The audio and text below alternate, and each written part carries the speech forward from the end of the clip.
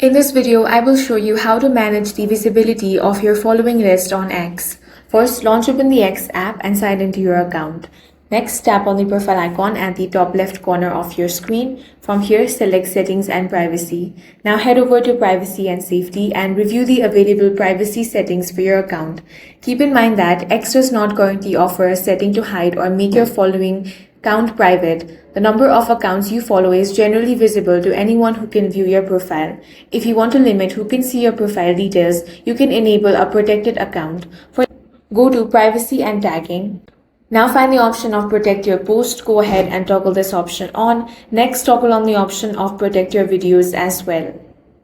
With a protected account, only your approved followers can see your post and most profile details, including your followers and following list. To check your own following count, simply visit your profile and then tap on the following option. The number displayed next to following is the total number of accounts you're following. That's all for this video. If you found it useful, make sure to hit the like button and subscribe for more videos like this.